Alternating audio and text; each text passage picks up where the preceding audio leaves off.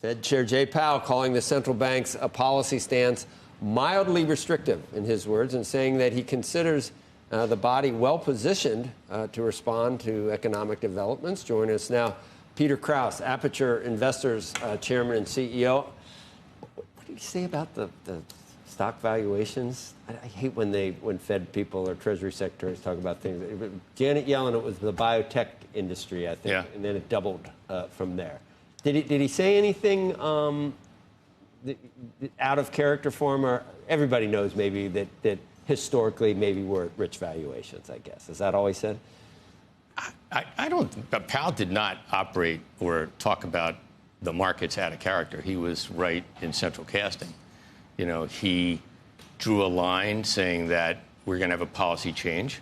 That was the big statement, actually. If you really think about it, take all the noise out, he changed the policy. He said we went from restrictive and rising rates to lowering rates. The speed at which we lower rates, that's a question. It's still restrictive, he intimated. He's saying it's modestly restrictive, but it's less restrictive than it was. And there's nothing in the dot plots that suggests that rates are not going to go down.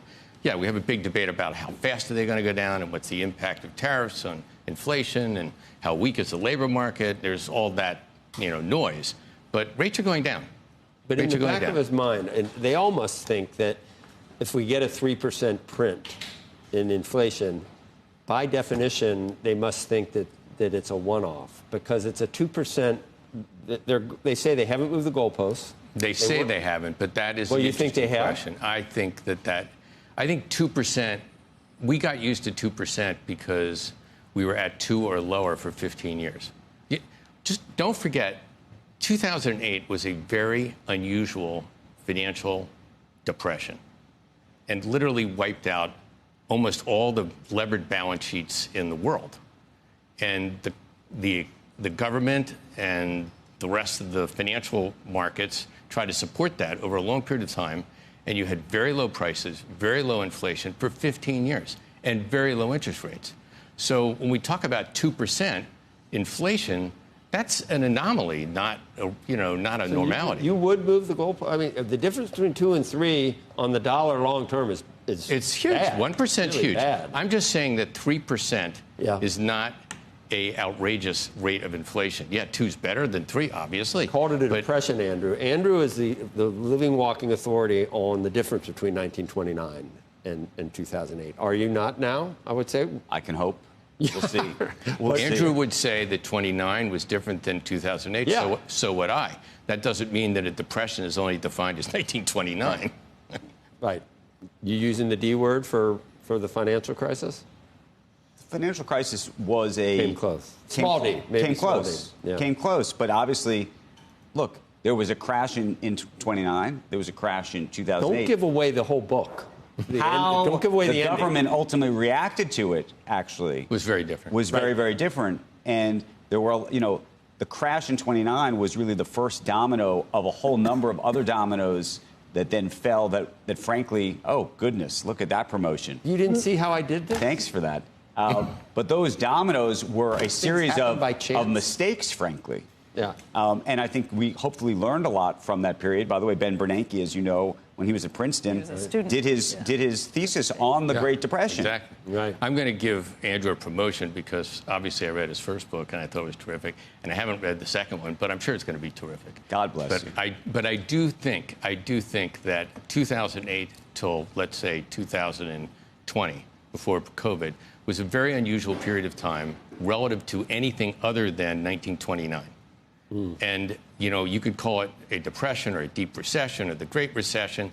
It was a financial depression. And, the entire financial network in the world was restructured. And so was the Fed. You'll recall, Andrew knows this better than anybody, the Fed's balance sheet was like $700 billion coming into, 2008.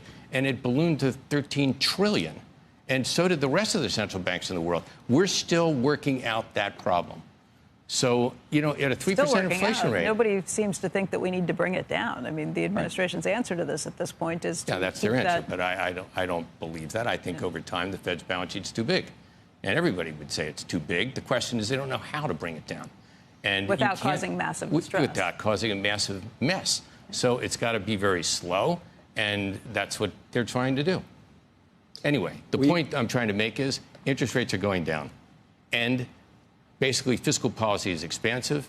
And that's what's driving the economy. And that's why the market is where it is.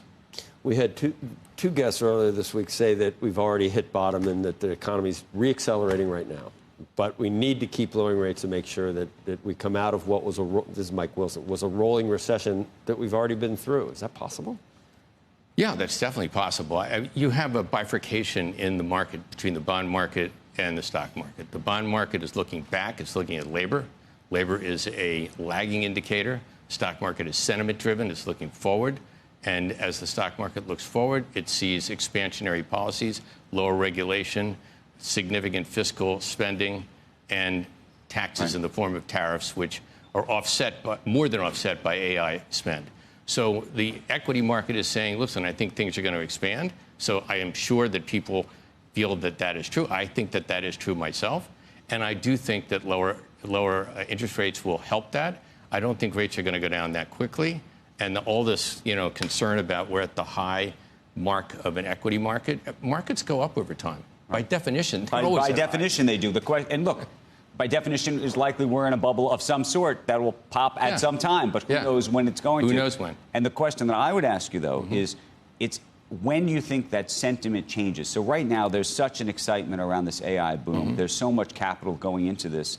We keep talking about the sort of vendor financing role. I mean, sort of some very strange ways that this whole boom is now being financed. And that is new, where, you have NVIDIA now effectively supporting its biggest customer. Its biggest customer. To buy chips, right? Yeah. Like this is a different thing. Yes. And there's going to be more and more of that. Boeing sold planes and it financed the buyers. It's not a lot different. It's not a lot different unless you believe that the folks who are buying the planes can't afford to buy the planes. And so the question is, long term, do you think that AI and everything that's happening here is going to prove to be so profitable that these financing arrangements are going to look brilliant? Or do you think we're going to get to a point where people are going to say these customers actually can't pay for this stuff? Great question. Let me say three things. Number one is, if for the equity markets to continue to grow and to be robust, the AI euphoria, which is driving the market, must broaden out. If it does not broaden out, then the AI euphoria will create a bigger bubble, and the decline when that bubble breaks will be bigger. In order for the market to broaden out, we need to see rates continue to fall, we need to see labor resolve itself, and we need to see growth. I think those things will happen in the next 2 years. All right. So you think labor does resolve? Because the other piece of this, which we haven't talked about, is the flip side of the AI boom, which is if AI is successful and creates the productivity we're talking about, there will actually be less jobs. Yes, there would be less jobs in some industries, but more jobs in other industries. And I do worry about the fact that we're taking out of the country individuals that are willing to work at low levels of wage, and we're not replacing immigration. In our immigration policy. And when you literally stop immigration, zero, population growth in this country is like less than 1%. It's 0.7, and most of it is immigration. So when you go to zero immigration, that's a significant problem for growth. We need population growth. We're going to have significant productivity gains from AI, significant gains. That is a good thing. In fact, that's going to drive growth in the economy. But if you don't have some population growth, you're not going to be able to capitalize on that. But you don't want to open the border again, right? Say what? You don't want to open the border. No, okay. There's not a politics discussion. I think. Well, you never said illegal immigration. No one is against immigration, Peter. So use the word illegal. Yeah, but we need an immigration. We need some kind of. We need some. No one will argue with you. We need some kind of immigration. But we don't need a porous, open, 11 million people.